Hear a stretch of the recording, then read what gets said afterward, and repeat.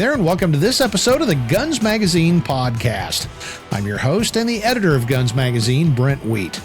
Well, our title today may suggest that snubbies are stupid, but snub-nosed revolvers are anything but stupid.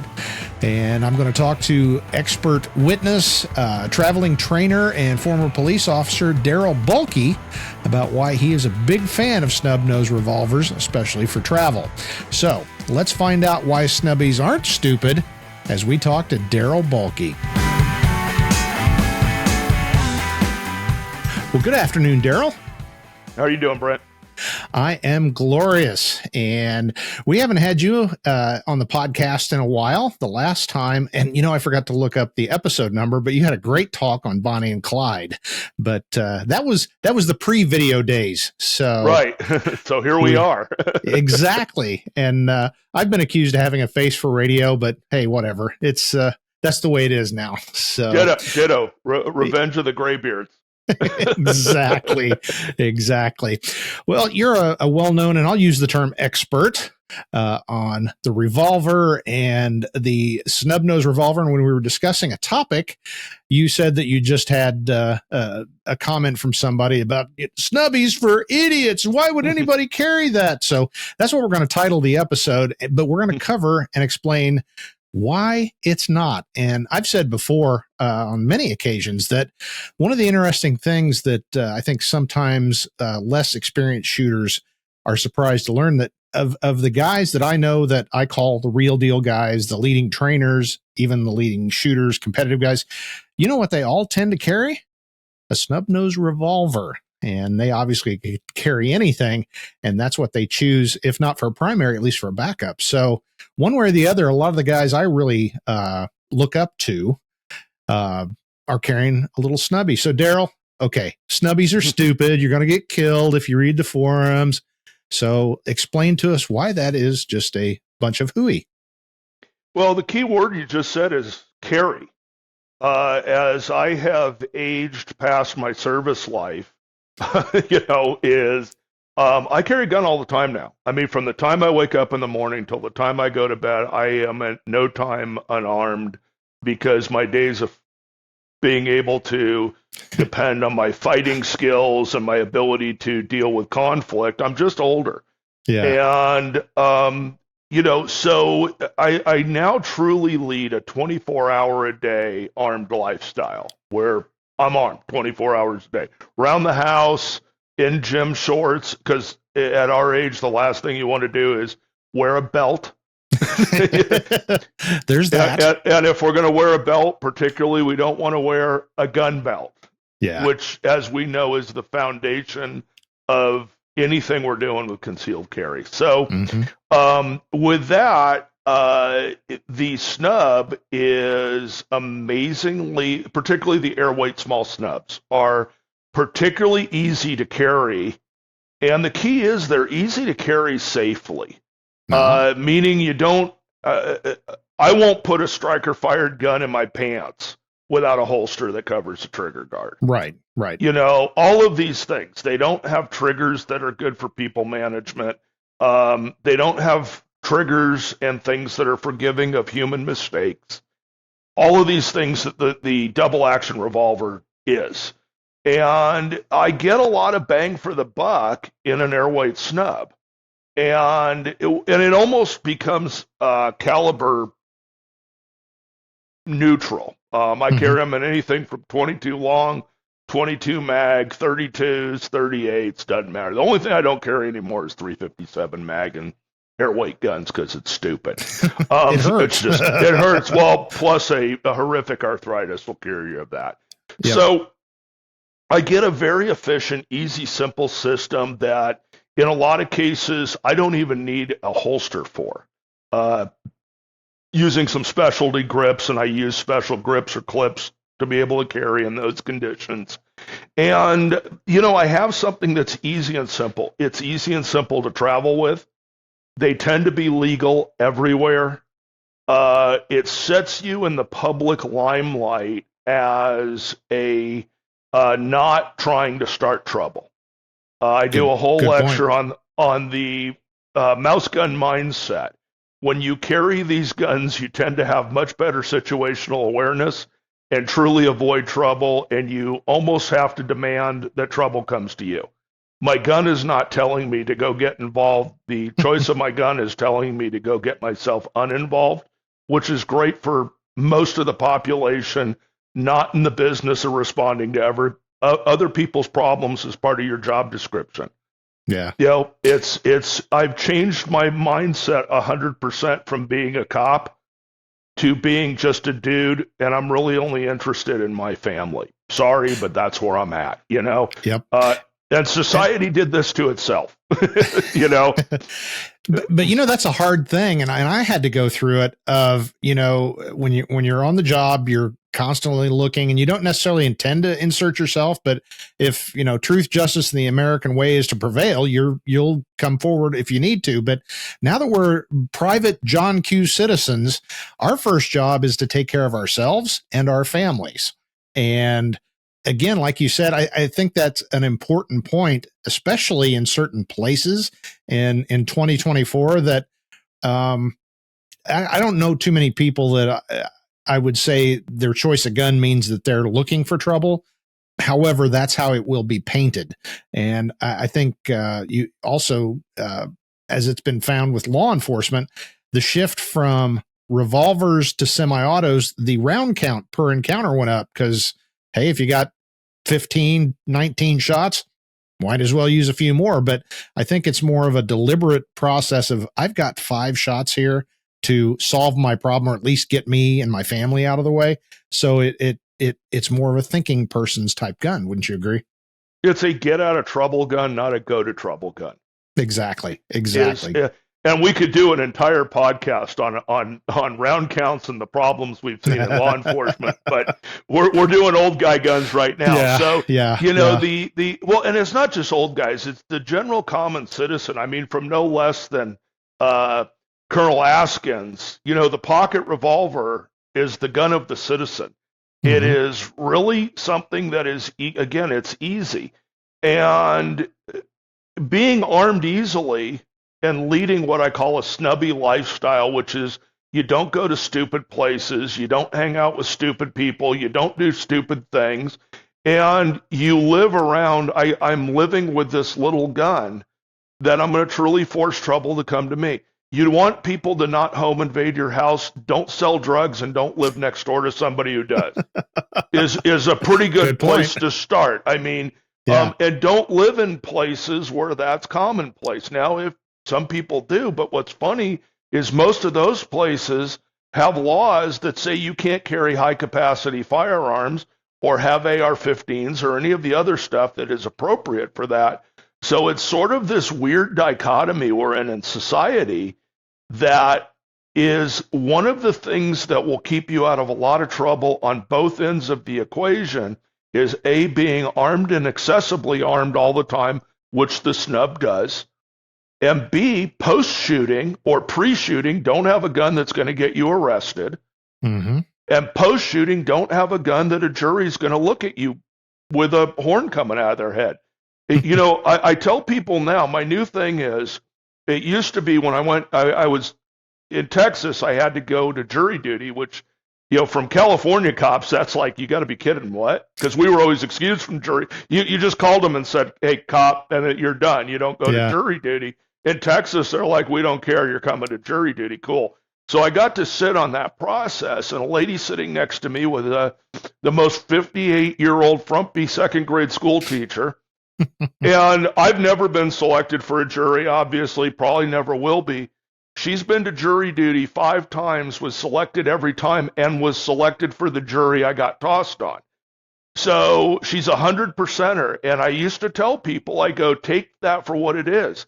Select equipment you can sell to a second grade school teacher because that's who's on your jury. Yep. Same thing. I just tell people now, go look at Trump's jury. That's the jury of your peers. Your peers is not us. Your peers is them. And what is appropriate? Same thing with guns, ammunition selection. Do you have a gun that can that will work with the ammo that's sometimes required in some of these places that have these obscure made up rules on ammunition. Yeah. You know, how well does your semi-automatic work when you're confined to 9mm ball? Versus, I'll take a 38 148 grain wad cutter over 9mm ball all day and every day, ballistically. You know, so there's a lot of factors involved here that today's society has to deal with, whether we like it or not, if you want to stay on the good guy side of the table. And the reality is 50% of the people who live in this country, population-wise, live in places that either you can't have semi-automatic firearms or they're heavily frowned upon. Mm-hmm. How do you deal with that? You know, so this is a portion of a way to deal with that. So, well, it's interesting you talk about the travel aspect, because I know I've talked to Masad Ayub, and he pointed that out. You know, he's a traveling trainer, and he said a revolver is pretty easy in terms of movement, because you may run afoul of 10 rounds, or who knows, you know, there may be some place where you can only carry a 5-rounder. I don't know. But if you're moving about the country, a revolver, especially snub nose, is a pretty good way to make sure you don't run afoul of the law. I still do a lot of travel on the security side, as well as the traveling trainer thing, or for personal stuff. I was just in Los Angeles for my daughter's college graduation, and there's the carry guns there. I actually had 2 of these. You know, so I got a 365 with a 10-round magazine in it, so I don't run afoul of anything, even though my badge will get me out of trouble. I try not to depend on it, but that's exactly the choices. Are we seeing a huge difference? That holds 10 and this holds 6. And one of those, I can operate that 365 really well, but it is a tiny little gun that most people can't operate these very well. It requires a strong grip. It requires certain handling thing because of the compromised grip. The ammo has to be powerful enough to function that little gun. There's a lot of factors that, for somebody who has shot millions of taxpayer-funded rounds of semi-autos over a lifetime, that is not a poor choice for me. But think about, for most people who are not going to have a strong grip on the gun on their first rodeo, like, none of this is going to be my first fight, my first gunfight, my first anything. None of that is going to be number one. For most people, it's going to be your first. And from the rookie cop days, your first of everything went terrible. And I went through, and we all went through months of training to be ready for it. And it was still terrible, you know. Where this, I can crap grip it. I can, you know, the ammo doesn't drive the gun, my finger does. It is forgiving of if I violate a couple of the safety rules, it's pretty forgiving of it, where the other one isn't. And I get now with this one, they have identical sights on them. Both of these guns are running green XS sights. They're 24/7. They both have an all-black rear sight. I can see what I need to see with them. And I can manage problems fairly well with either gun. One just loads faster than the other and has 4 more rounds. But these are both travel-compliant guns. Now, everybody likes to tell me about their compensated 9mm with a light and a red dot and all of that crap. Bring that to LA, see how you do. Bring that to New York, see how you do. Bring that to Chicago, tell me how you do.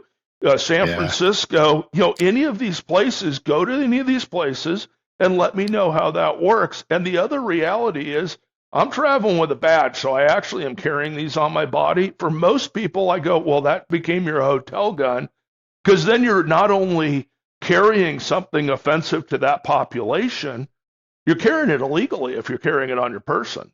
I mean, exactly. So you have a lot of these factors. The other thing is, I can load that revolver and unload it at the trunk of my rental car with no issues. With nobody seeing it happen. It's quick. I've loaded a lot of revolvers in a lot of places in a bathroom stall at an airport.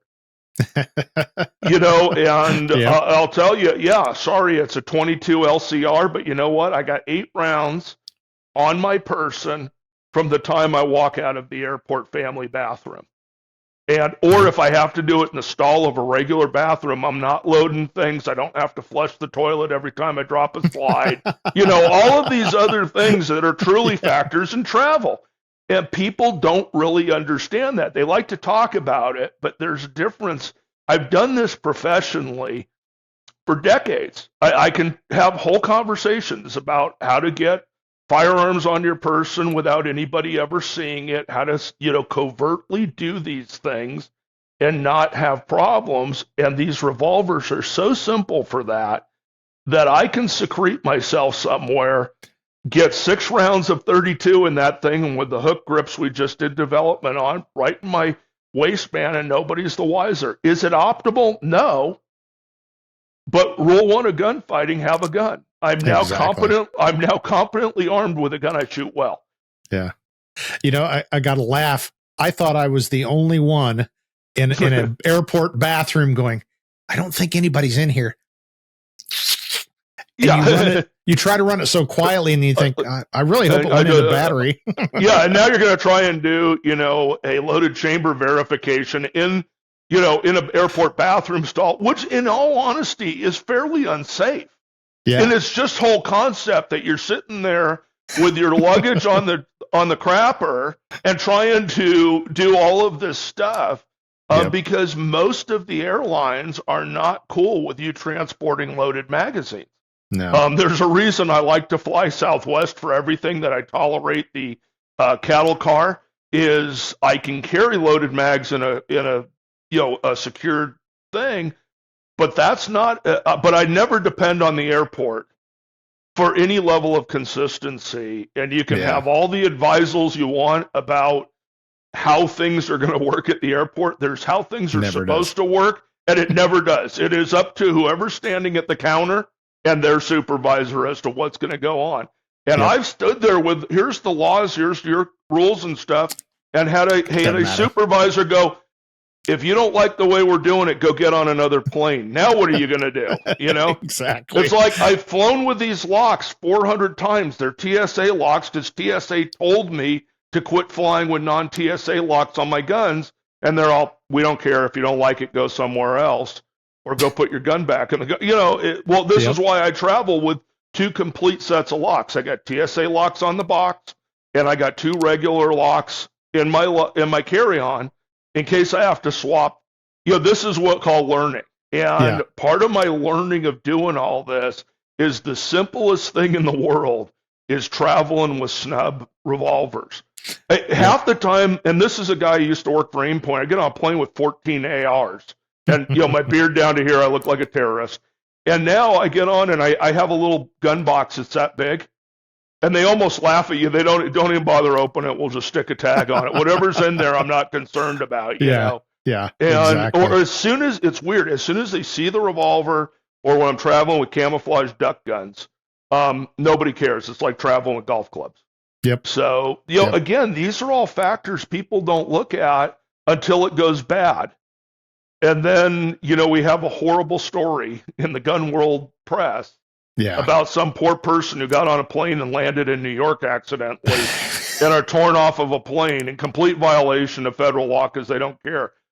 What people don't they're sanctuary cities. Basically, they say, we don't care about federal law. That's what is, if you land in a sanctuary city, do not depend on any of these laws to protect you. Exactly. And, just sitting here talking about it, I do not carry a small revolver as a travel gun, and you have absolutely convinced me because I face the exact same things you've talked about. And it was funny when you were talking about the locks. Hello, San Antonio. Yeah, they sell locks in the gift shop because they don't like the locks you've got on there. But anyway, that's an aside. But no, these are all the and how do you you learning the hard way in the middle of a vacation or a business trip is where you're learning these lessons. So and it's the worst feeling in the world. Well, we can't allow that on the plane. Okay, I'm 1,000 miles from home with a firearm. What do I do now? So. Right. And their answer, they would like to say, just turn it over to the police. Isn't that cute? Yeah. Yep. And I've never had the run in of inadvertently landing in, say, New York or Chicago, but that's always in the back of my mind because I don't carry compliant firearms. So you really Bob Vogel just found that out, where he was transferred into New York with a Glock he was teaching with and a J-frame. And he never picked his luggage up, never touched a thing, didn't do one plane to another. And they got and took him off the plane because they saw the Glock in his luggage. No kidding. Yes, wow. Which again is complete violation of law. They don't care. They don't care. They don't care. This is what they're busy with in New York because they don't have any other crime problems to worry about except passengers transporting through who never picked their luggage up. Crazy. Yeah. Yep. Well, like I said, you've convinced me. They make a great travel gun. I'm actually supposed to fly in 2 days. I think I know what I'm going to be taking. But for all the great stuff that all the positive factors, there is one that I want to get your take on, and that's one of the problems with a small short barrel revolver is they are a little tougher to shoot because typically double action. That's we often tell people that's not a beginner's gun either because you need to learn how to run it properly because a double action heavy trigger pull, even if it's been cleaned up, is still a little more challenging than that little striker or certainly a single action semi. So how do you approach that? And when you're recommending guns to people, how do you get around the whole, or not get around, but how do you acknowledge the whole trigger pull issue? I think the biggest problem we're facing is not that it's the trigger pull, it's the people trying to teach it. We are in a massive revolver deficit of decent instructors. Yes. We are old enough that we taught rookie retarded policemen and women how to run a revolver. It's not for for 100 years of the last century. We were competently able to teach everybody how to shoot these, from bicycle guns to Ladysmiths, the original ones, all of these things, which was funny back then, that they were completely accepted. And those triggers on those guns, you want to talk about horrific. They were horrific, but they were great guns for normies. Like there was an actual acceptance of the idea that normal people are looking for simple. And we have a lot of that lost that in our firearms culture now, or living a firearms lifestyle. I don't even know what that is. That we've created these cultures of I wear certain clothes and carry things. Yeah. And you're in some weird cult or something. I tell people, look, most people want a fire extinguisher gun. I have a fire extinguisher in my home for a reason, in case there's a fire. Yep. And I'm like most people. And I don't get on the fireman forums. I don't subscribe to Firefighter magazine. I'm not a volunteer fireman. That's kind of for your hobby fireman. In a lot of places. Because you can always tell they have more emergency equipment on their personal vehicle than the regular fire guy. The whole thing. And I'm like, most people want to be able to grab the thing and put a fire out in their home. Now, they're not going to take down the entire house engulfed, but if the stove catches on fire, which is a thing that happens, they're pretty well prepared for that. Yeah. And they need something you pull off the wall, point it at the fire, and pull. That's what revolvers are. Let me stop you right there before we go on. That is fantastic. And Daryl, I'm going to steal that. Steal away. Forward, because I have constantly talked about how, it's one of the problems with the internet is we all live a lifestyle. You don't just ride a motorcycle. Now you get on a forum and you list all your equipment and the same with guns. And it really slays me when, I get on forums, not very often, but I'm researching things and I see the guy that lists all his guns and his grain weight of bullets and his preferred primer. And it's like, really? You don't have anything better to do? I mean, do you just go out and sit on the patio and drink a glass of tea or something? So that is a perfect analogy. Most people want a fire extinguisher gun. They want it there, and when they need to put out a fire, they'll put it out. And that's all they want. You know, it was funny. I was just at and this isn't unique to this. I've been at lots of these, but, you know, just did a retired police officer qualification. Gun handling on the semis was horrific. I mean, like, I don't remember how to chamber around, malfunctions, magazines falling out, you know, some of the most concocted, unsafe holstering stuff you've ever seen in all of the things. And I get told by the internet that Sandy soccer mom who bought her Glock last week at Bass Pro in 8 months is going to competently run that gun because what the counter person at Bass Pro taught her. It doesn't compute. And all of a sudden, is the really light, easy to shoot trigger a benefit or maybe not a benefit?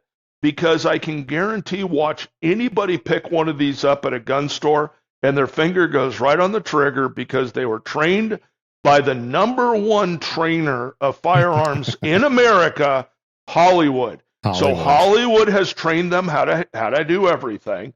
Yep. And, you know, it's funny. My wife worked at one of the biggest Bass Pros in Texas anywhere. And she came home with a thing, you know, an observation. I used to laugh at this. And she goes, "You're not going to believe this, but, you know, people come in and buy guns because they saw them in a movie." And I just made you do, because I just went, I am so guilty. I have all the movie guns.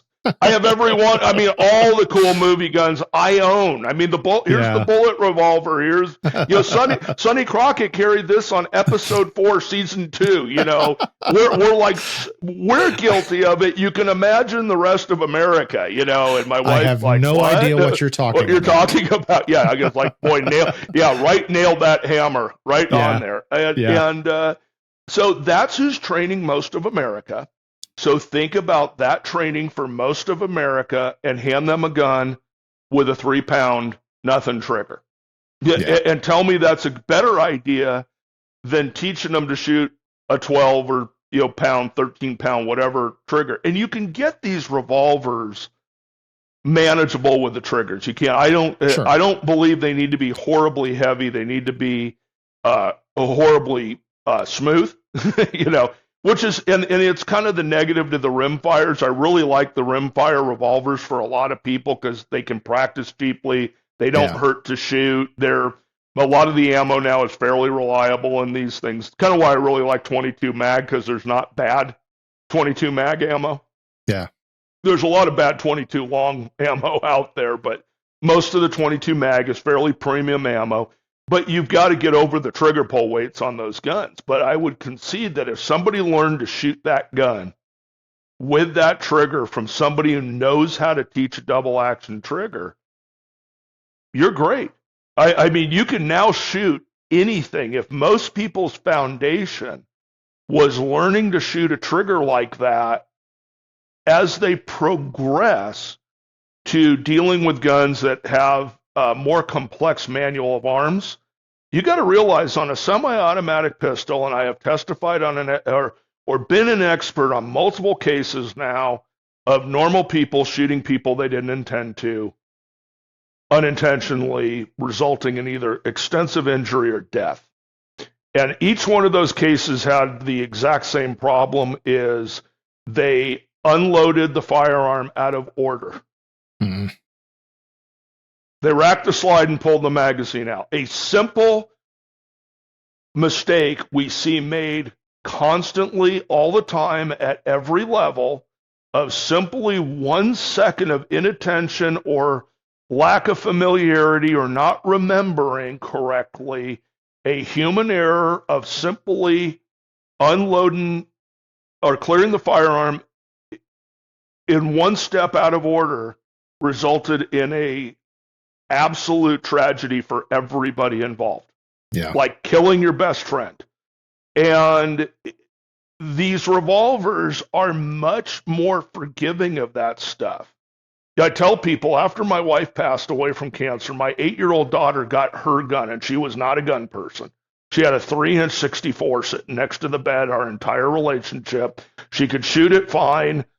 She could understand. My 8-year-old could do a loaded chamber verification on that gun. She could tell if it was loaded, unloaded, manage that gun her entire life. And she's not really a gun person either, just understands it's part of the process of can pop that cylinder, go, yes, it's loaded, or no, it's not, and close it. And it's fairly simple for most people to do that. And especially if you take the single action capability out of the gun, you're really in good shape for this.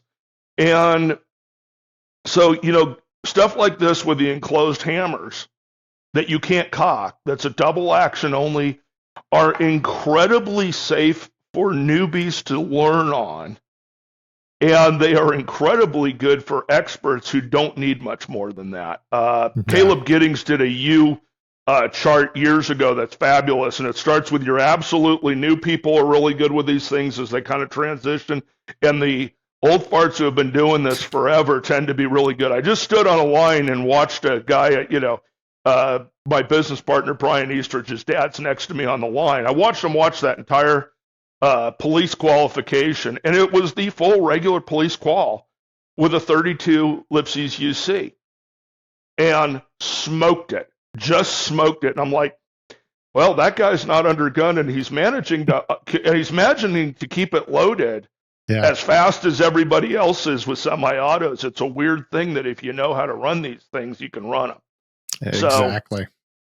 Well, we're kind of running short on time, but I wanted to get into something, and you hit it right there, is talk about calibers, because there's only 38 and 44, 45, right?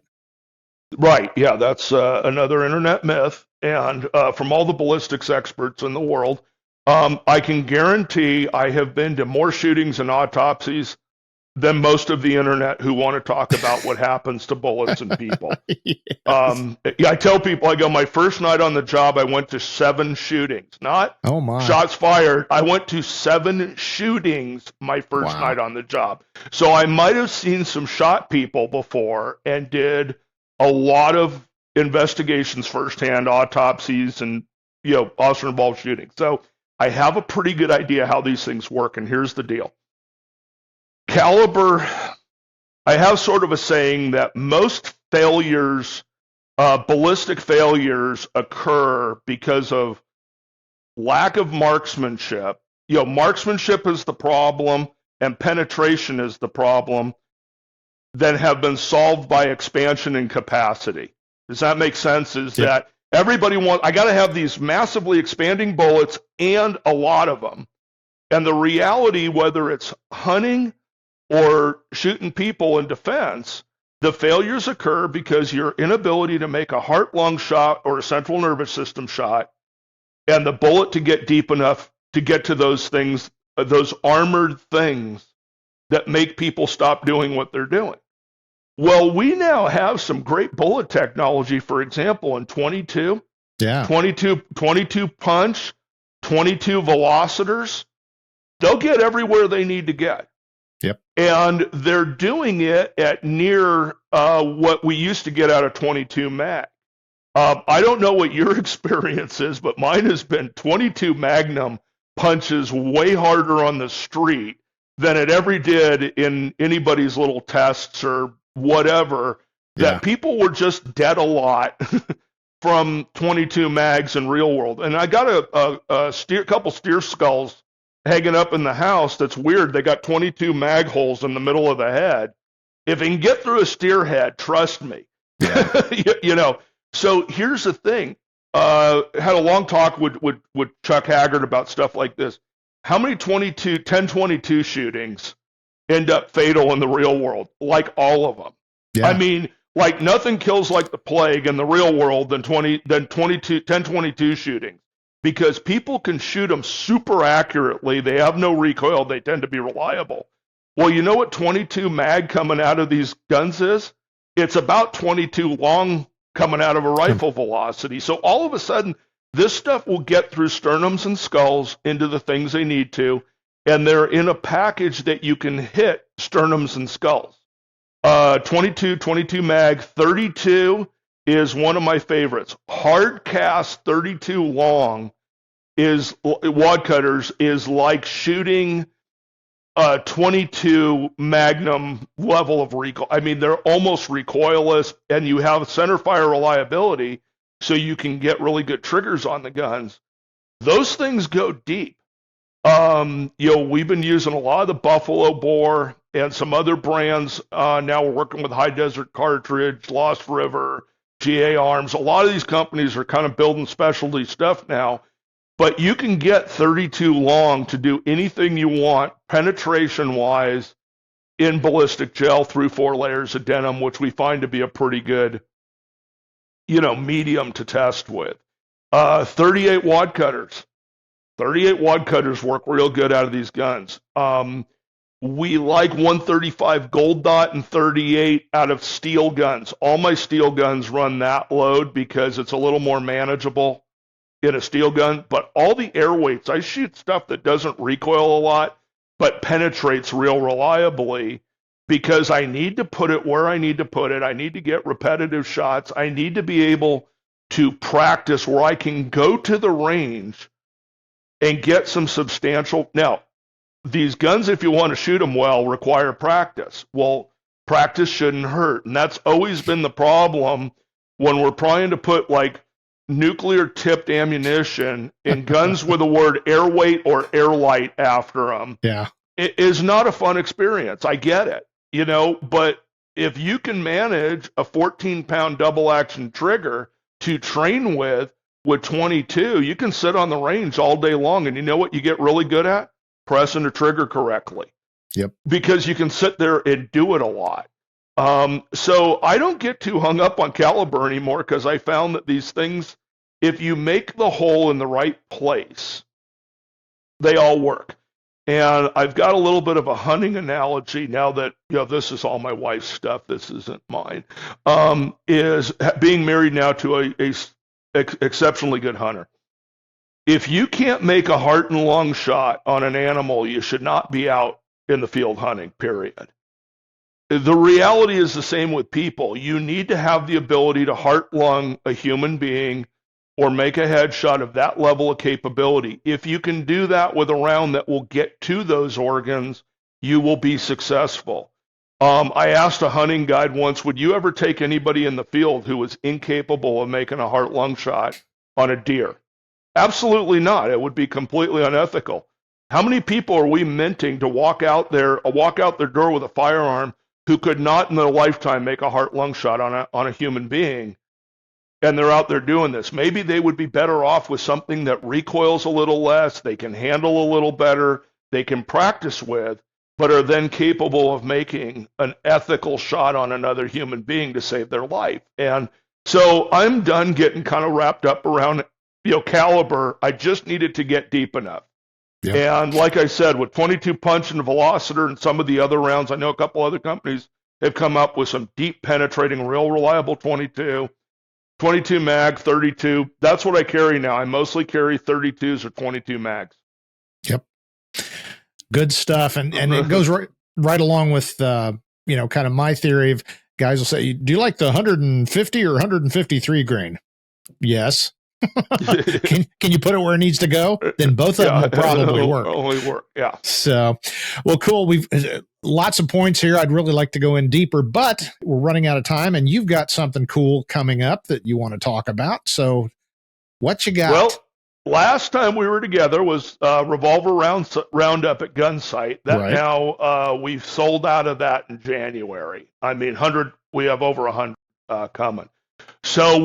A Revolver Roundup, and it's going to be a snub roundup in South Carolina in August. All top-level revolver specialized instructors who know how to teach on these things. My company now with Brian Eastridge is AmericanFightingRevolver.com. We have free stuff on there. We have subscription stuff. It's like kind of an online magazine just for revolver stuff, and we go pretty in depth on this, and if nothing else, you'll see some of the coolest historical fighting guns you've ever seen with the histories behind them. But snub roundup in South Carolina, we're looking forward to. It's a first one we're doing on the East Coast, and again, that'll be in early August, and you can get on AmericanFightingRevolver.com. for all the info. That please follow us on Instagram and Facebook as long as we're still allowed.